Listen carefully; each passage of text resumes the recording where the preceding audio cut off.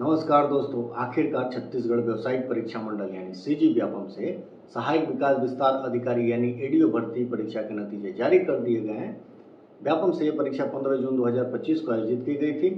14 अगस्त यानी आज 14 अगस्त को इसके नतीजे जारी हो गए हैं। इस तरह से 2 महीने में नतीजे जारी किए गए हैं। रिजल्ट जारी होने से पहले जिस तरह से अभ्यर्थी परेशान थे, चिंतित थे, बेचैन थे कि रिजल्ट कब जारी होगा, अब रिजल्ट जारी होने के बाद फिर से वे तनाव में हैं, परेशान हैं, बेचैन हैं। उन्हें समझ नहीं आ रहा है कि अच्छा स्कोर मतलब कितना स्कोर में वे सेफ हैं, कितने स्कोर में उनके सिलेक्शन होने की संभावना है। दरअसल यहाँ अभी जो स्थिति बनी है, व्यापम से कंबाइंड मेरिट लिस्ट जो जारी की गई है उसमें इस बात का उल्लेख नहीं किया गया है कि कितने अभ्यर्थी परीक्षार्थी ऐसे हैं जिन्होंने ग्रामीण विकास में पीजी किया है या उनके पास डिग्री है या डिप्लोमा है। दरअसल इस भर्ती के लिए जो अभी नोटिफिकेशन शुरू में जारी किया गया था और इस भर्ती के लिए जो चयन के लिए जो फार्मूला है उसके हिसाब से 85 नंबर का जो परीक्षा जो व्यापम से 100 नंबर की परीक्षा हुई भले, लेकिन इसमें से 85 नंबर के हिसाब से मेरिट लिस्ट बनेगी और 15 अंक जो हैं वो ग्रामीण विकास में पीजी करने वाले, चाहे वो डिप्लोमा किया हो या डिग्री लिया हो, उन्हें मिलेगा। तो अब व्यापम से अभी जो रिजल्ट जारी किया गया है वो 100 अंकों के आधार पर जारी किया गया है। उन्होंने कंबाइंड मेरिट लिस्ट जारी की 100 अंकों के हिसाब से। अब यहाँ पे एक पक्ष ये भी है कि व्यापम से जो जानकारी मिली है कि व्यापम से अब इस रिजल्ट को पंचायत एवं ग्रामीण विकास विभाग को भेजा जाएगा, वहाँ से फिर से इसमें मेरिट बनेगी। 85 अंकों के हिसाब से एक मेरिट बनेगी और जिन्होंने ग्रामीण विकास में पीजी किया है, डिग्री है या डिप्लोमा है, उनमें 15 अंक जोड़कर फाइनल मेरिट लिस्ट तैयारी हो जाएगी और वो जारी की जाएगी। फिर दस्तावेज सत्यापन जो भी प्रक्रिया होगी वो होगी। तो पहले ये प्रोसेस होगा इसमें। अब बड़ा सवाल ये आ रहा है कि आखिर जो अभ्यर्थी के हिसाब से कि कितना स्कोर उनके लिए काफ़ी होगा, कितने स्कोर में चयन की संभावना है, तो ये अभी फिलहाल कहना बहुत थोड़ा कठिन लग रहा है। लेकिन कुछ बातें हैं जिससे ये बताया जा सकता है कि कितना स्कोर करने से थोड़ी संभावना दिख सकती है। तो इस पर बात करने से पहले थोड़ा सा हम और परीक्षा को लेकर थोड़ा चर्चा कर लें कि इस भर्ती परीक्षा के लिए, एडीओ भर्ती परीक्षा के लिए 3,10,000 करीब आवेदन आए थे। 2,22,000 परीक्षा में करीब शामिल हुए और इनके प्राप्तांक अभी व्यापम से जारी हो गए हैं। इस परीक्षा में एक बात यहाँ ये भी देखने आया कि 100 अंकों की परीक्षा हुई तो 12 जो सवाल हैं इसमें विलोपित किए गए हैं। 12 जो सवाल थे वो गलत पूछे गए, या तो सवाल गलत थे या उनका विकल्प गलत था। अब यहाँ एक बड़ा प्रश्न ये उठता है कि आखिर व्यापम जैसी इतनी बड़ी एजेंसी है, जो परीक्षा एजेंसी है, जो छत्तीसगढ़ के लिए अलग अलग परीक्षाएं आयोजित की जाती है, छात्रों के भविष्य जिससे जुड़ा हुआ है, उस संस्था से जो परीक्षा आयोजित की जा रही है, उस एजेंसी जो परीक्षा आयोजित की जा रही है, उसमें इस तरह की लापरवाही क्यों बरती जा रही है? आखिर क्या वजह है कि 100 में से 12 प्रश्न आपको विलोपित करने पड़ रहे हैं? किस तरह से पेपर सेट किया जा रहा है? किस बात मतलब अधिकारी क्या सोच रहे हैं जो पेपर सेट कर रहे हैं, गंभीर नहीं है या उनका ध्यान और कहीं और है? ये छात्रों के भविष्य से जुड़ा मामला है, इसलिए हम इस पर बात कर रहे हैं कि कम से कम इस पे तो जरूर ध्यान देना चाहिए। अच्छी बात ये है कि आप नकल रोकने के लिए नए नए नियम ला रहे हैं, नए नए प्रावधान किए जा रहे हैं कि भाई जूता नहीं पहनना है, अब चप्पल पहन कर आना है, वो तो ठीक है। अब वहाँ आपकी आधी वहाँ उसमें हाफ स्लीप का होना चाहिए और ये नहीं करना चाहिए, वो नहीं करना चाहिए, ये सब ठीक है। सारे अभ्यर्थी आपकी बात भी सुन रहे हैं और मान भी रहे हैं।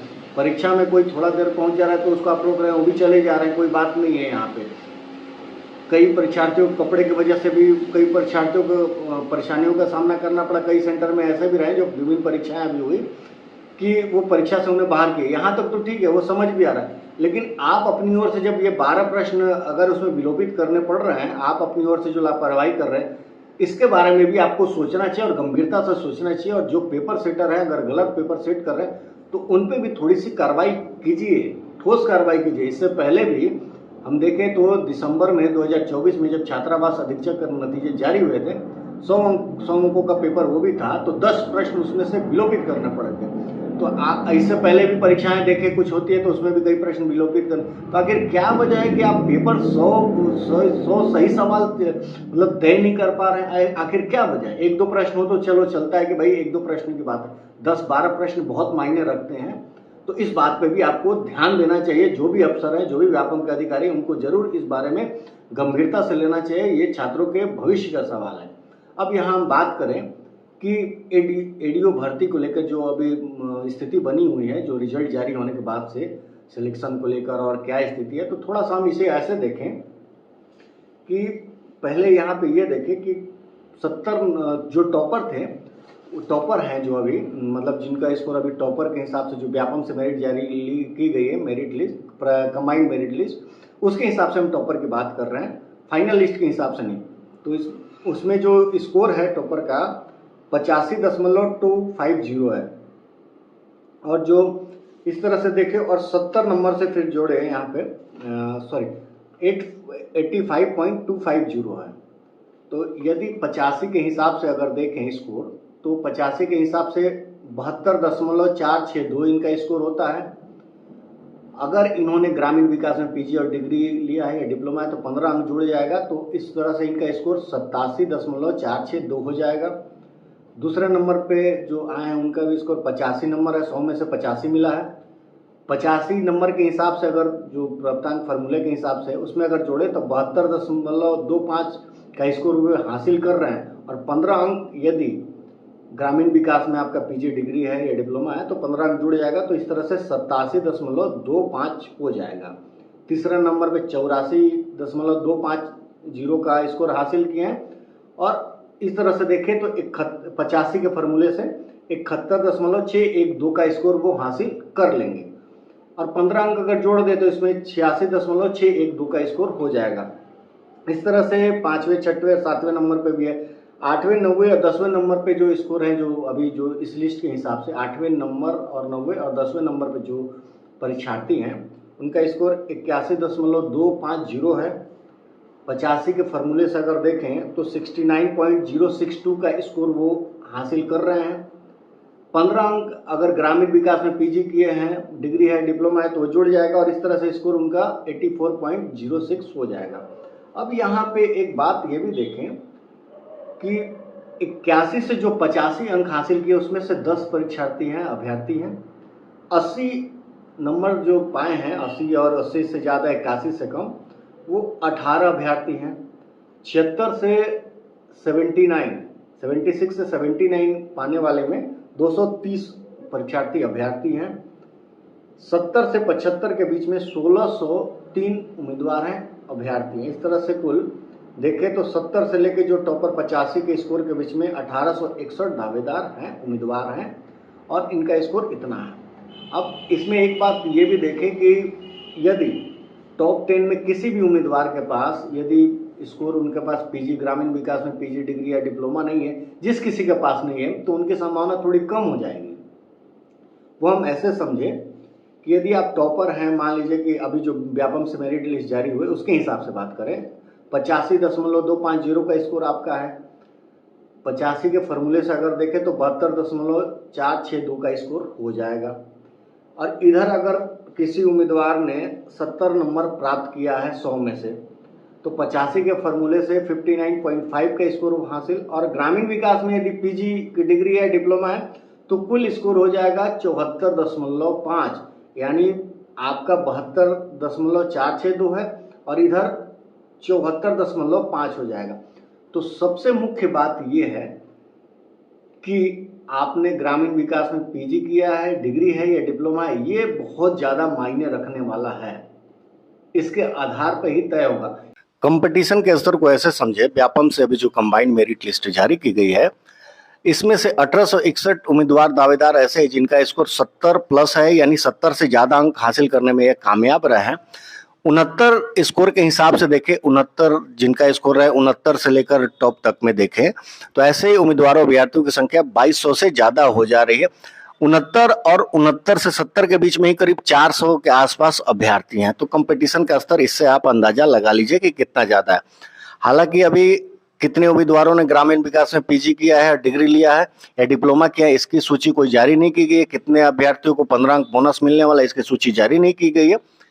फिर भी ये माना जा रहा है कि कंपटीशन जो है अब है वो इनके बीच में ही सिमट के आ गया है, लगभग इन्हीं के बीच में है। ये 2200 दावेदार जो अभ्यर्थी जो जिनका स्कोर 69 या इससे ज़्यादा आ रहा है, उनके बीच में ही लगभग अब कंपटीशन सिमटता दिख रहा है। फिर भी यहाँ पे एक बात जो और बात निकल के आ रही है एक्सपर्ट के हवाले से, कि अब जिन्हें 15 अंक बोनस मिले या बगैर बोनस अंक वाले हों। यदि अब फाइनल में जिनका स्कोर आप चेक कर लीजिए, अगर आपका स्कोर आप सामान्य वर्ग के हैं या ओबीसी के, आपका स्कोर 73 और उससे ज़्यादा आ रहा है तो आपकी संभावना थोड़ी बढ़ जाएगी चयन में, सिलेक्शन में। इसी तरह से एससी अभ्यर्थियों की संख्या भी इस लिस्ट में थोड़ी ज़्यादा है, इसलिए इनका भी कटअप थोड़ा ऊपर ही रहेगा सिलेक्शन में। तो आप मान के चलिए कि 71 जो स्कोर है, 71 अगर आपका स्कोर दिख रहा है, चाहे 15 अंक 85 के फार्मूले के बाद देख लीजिए कि जो 85 के बाद जो स्कोर आता है और फिर 15 अंक उसमें जोड़ लीजिए। अगर आपने ग्रामीण विकास में पीजी किया है, कुल मिला के 85 का फार्मूला और पीजी का अंक जोड़कर अगर 71 स्कोर आपका दिख रहा है फाइनल में, तो आप थोड़ी संभावना रखिए।